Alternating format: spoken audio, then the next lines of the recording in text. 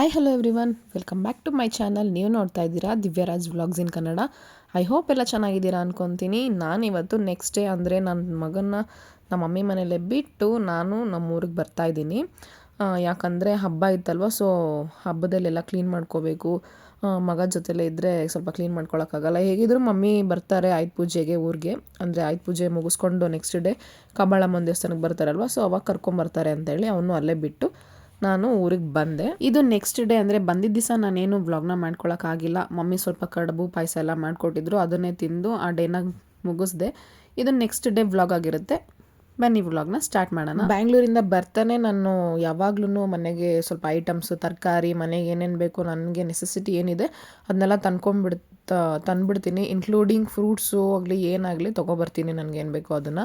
Because ಇಲ್ಲಿ ಸ್ವಲ್ಪ ದೂರ ಹೋಗ್ಬೇಕಲ್ವ, ಏನೇ ಬೇಕಂದ್ರೂ ತಕ್ಷಣ ಹೋಗಿ ತೊಗೊಂಬರೋಕ್ಕಾಗಲ್ಲ ಅಂತೇಳಿ ಏನು ಬೇಕೋ ಅದನ್ನು ತೊಗೊಬರ್ತೀನಿ. ಹಾಗೆ ಜೊತೆಗೆ ಈ ಸತಿ ಬರ್ತಾ ನಾನು ನೆಲ್ಲಿಕಾಯಿನ ತೊಗೊಬಂದಿದ್ದೆ. ಅದ್ರದ್ದು ಜ್ಯೂಸ್ ಡೈಲಿ ಕುಡಿಯೋಣ, ಸ್ವಲ್ಪ ಎಫೆಕ್ಟಿವ್ ಆಗಿರುತ್ತೆ, ಹೆಲ್ದಿಯಾಗಿರುತ್ತೆ ಅಂತೇಳಿ ತೊಗೊಬಂದು ಅದನ್ನು ಹಿಂದಿನ ದಿವಸನೇ ಜ್ಯೂಸ್ ಎಲ್ಲ ಮಾಡಿ, ಅಂದರೆ ಅದಕ್ಕೆ ಸ್ವಲ್ಪ ಶುಂಠಿ, ಕರಿಬೇವು ಎಲ್ಲ ಹಾಕಿ ಚೆನ್ನಾಗಿ ನುಣ್ಣಗೆ ರುಬ್ಬಿ ಅದನ್ನು ಈ ಥರ ಫಿಲ್ಟರ್ ಮಾಡಿ ಈ ಥರ ಕ್ಯೂಬ್ಸ್ನ ರೆಡಿ ಮಾಡಿಕೊಂಡು ಜ್ಯೂಸ್ ಮಾಡ್ಕೊಂಡು ಕುಡಿಯೋಣ ಅಂತೇಳಿ ರೆಡಿ ಮಾಡ್ತಾಯಿದ್ದೀನಿ.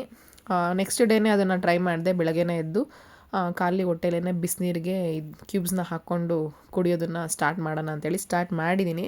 ನಿಜವಾಗ್ಲೂ ತುಂಬಾ ಎಫೆಕ್ಟಿವ್ ಆಗಿತ್ತು. ಒಂಥರ ಎನರ್ಜಿ ಥರನೂ ಇತ್ತು, ಸ್ವಲ್ಪ ಹೈಡ್ರೇಟಿಂಗು ಇತ್ತು. ಒಂದಷ್ಟು ಡಿಫ್ರೆನ್ಸ್ ನನಗೆ ಗೊತ್ತಾಗ್ತಾಯಿತ್ತು ಅದು ಕುಡ್ದಾಗಿಂದ.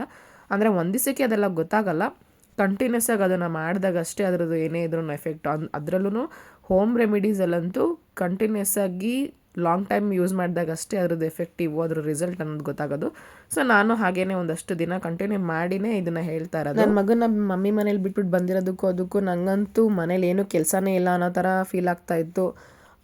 ಸ್ವಲ್ಪ ಫ್ರೀ ಇದೀನಿ ಅನ್ನೋ ಥರನೇ ಫೀಲ್ ಆಗ್ತಾಯಿತ್ತು.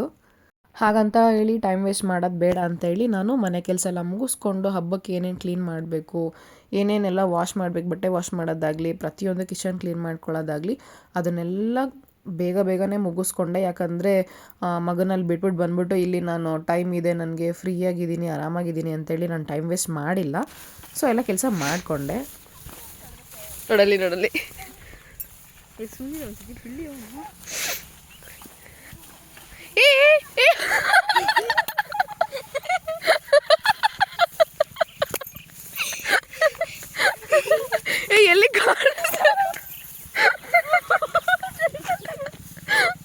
ಅಯ್ಯೋ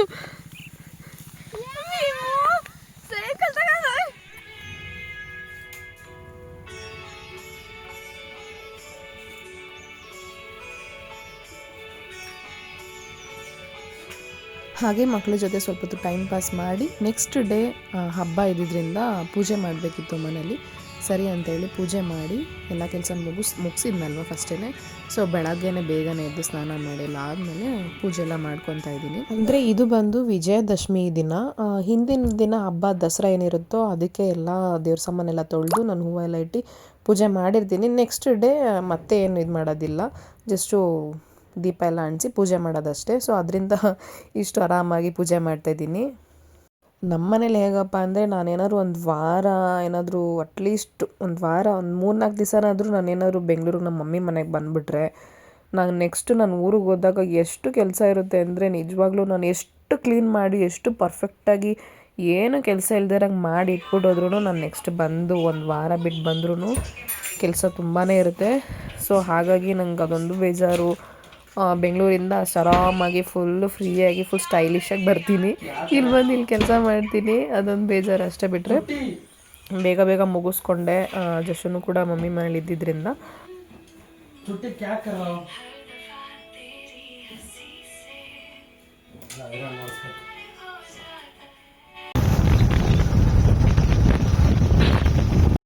ಪೂಜೆ ಎಲ್ಲ ಮಾಡಿ ಟಿಫನ್ ಮಾಡಿಕೊಂಡು ಒಂದು ಮಧ್ಯಾಹ್ನದ ಹಾಗೆ ನಾನು ನಮ್ಮ ಯಜಮಾನ್ರು ಕಬ್ಬಾಳಮ್ಮನ ದೇವಸ್ಥಾನದ ಹತ್ರ ಹೋಗ್ತಾಯಿದ್ದೀವಿ. ಯಾಕಂದರೆ ನಮ್ಮ ಮಮ್ಮಿ, ನಮ್ಮ ಡ್ಯಾಡಿ ಹಾಗೆ ನನ್ನ ಮಗ 3 ಜನನೂ ಬರ್ತಾಯಿದ್ದಾರೆ.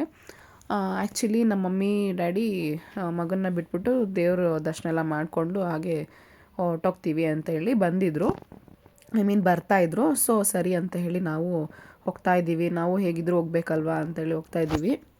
ನನಗಂತೂ ನನ್ನ ಮಗನ ಒಂದು ದಿವಸ ಮಿಸ್ ಮಾಡ್ಕೊಂಡ್ರೂ ಏನೋ ಒಂಥರ ಫೀಲ್ ಆಗ್ತಾ ಇರುತ್ತೆ. ಯಾಕಂದರೆ ಜೊತೆಯಲ್ಲೇ ಡೈಲಿ ನನ್ನ ಪಕ್ಕದಲ್ಲೇ ಮಲಗಿಸ್ಕೊತಿದ್ದೆ.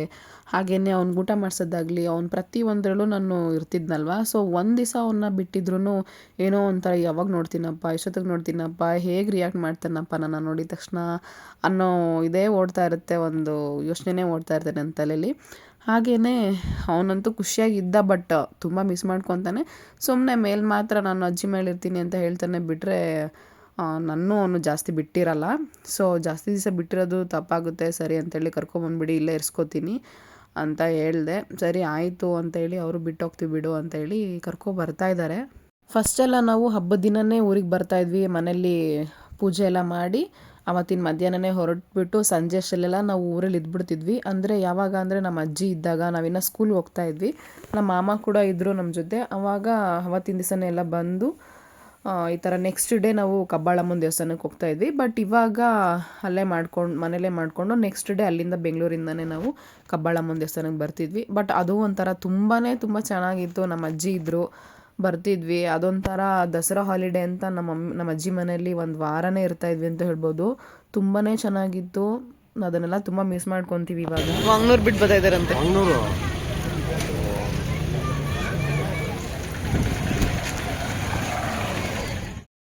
ನಮ್ಮ ಮಮ್ಮಿ ಕಾಲ್ ಮಾಡಿದ್ರು, ಚನ್ನಪಟ್ಟಣ ಬಂದಿದ್ದೀವಿ ಬನ್ನಿ ಅಂತ ಹೇಳಿದ್ರು. ನಾವು ಇನ್ನೇನು ಬೇಗ ಬಂದುಬಿಡ್ತಾರೆ ಅಂತ ಹೇಳಿ ನಮ್ಮ ಹಸ್ಬೆಂಡ್ ನಾನು ಬೇಗ ಬಂದುಬಿಟ್ವಿ. ಬಟ್ ಅವ್ರು ನೋಡಿದ್ರೆ ಇನ್ನೂ ಸ್ವಲ್ಪ ದೂರದಲ್ಲೇ ಇದ್ದರು.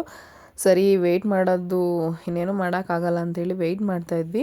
ಹಾಗೆಯೇ ಅಲ್ಲಿ ಯಾರೋ ಒಬ್ಬರು ಅಂದರೆ ದೇವಸ್ಥಾನದ ಹತ್ರ ಇರೋರು ಯಾರೋ ಒಬ್ಬರು ತೀರೋಗಿದ್ರು. ಸೊ ಅದರಿಂದ ದೇವಸ್ಥಾನ ಓಪನ್ ಇಲ್ಲ ಇವಾಗ ಸದ್ಯಕ್ಕೆ.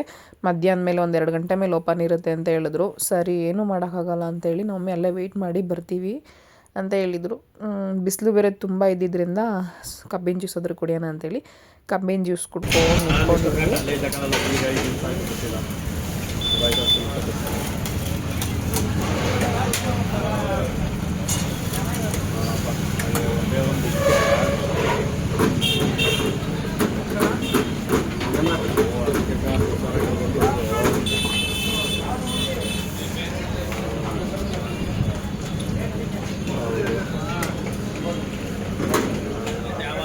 ಇದು ಮಾಡ್ಕೊಂಡು ಒಂದು 12 ಗಂಟೆ ಇದ್ದು ತಿರುಗಾಡ್ಕೊಂಡು ಡ್ರೈವ್ ಮಾಡೋದು. ಸರಿ ಹೋಗ್ಬಿಡ್ತೀನಿ ಒಂದು ಅರ್ಧ ಗಂಟೆ ಮಗ. ಸರ್